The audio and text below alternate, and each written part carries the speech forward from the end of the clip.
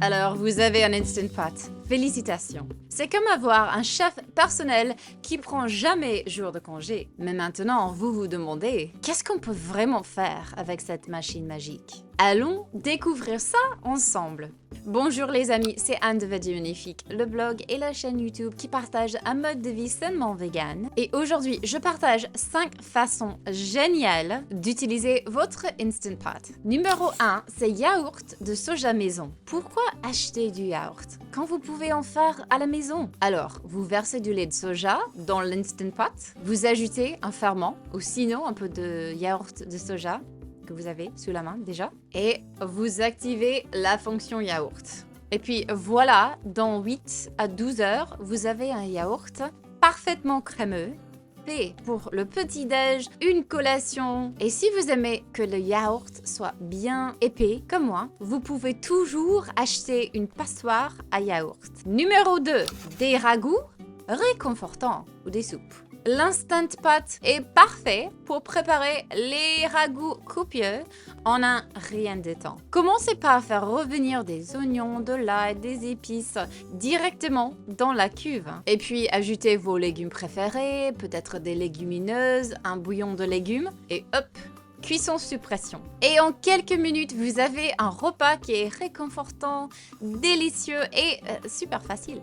Alors numéro 3, c'est le riz toujours bien cuit. Le riz à la casserole, soyons honnêtes, peut-être compliqué. Soit c'est pas cuit, soit c'est trop dur. Mais avec le Instant Pot, c'est arrêtable.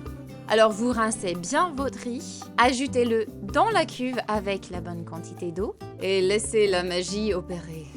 Bonus, ça le garde au chaud. Et puis vous pouvez aussi faire le quinoa, le millet, peu importe quelle céréale. Numéro 4, c'est le pudding de tapioca. Oui, vous pouvez faire des desserts de dingue dans le Instant Pot. Et le pudding de tapioca, c'est un jeu d'enfant. Et les enfants adorent. Mettez des perles de tapioca, un peu de lait de soja ou un autre lait végétal, un peu de sucre, peut-être un peu de cannelle, et puis hop, cuisson sous pression. Et puis quand c'est terminé, ajoutez un peu de vanille et vous avez un dessert délicieux et archi facile.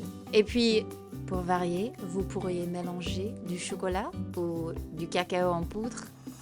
Alors numéro 5, inattendu, oui, mais des gâteaux vegan. Saviez-vous qu'on peut faire des gâteaux dans le Instant Pot? Oui! Alors préparez une pâte pour un bon gâteau, versez-la dans un plat résistant au four, et puis placez-le sur le support avec un peu d'eau au fond. Et puis, faites cuire sous pression et vous obtiendrez un gâteau moelleux et trop délicieux.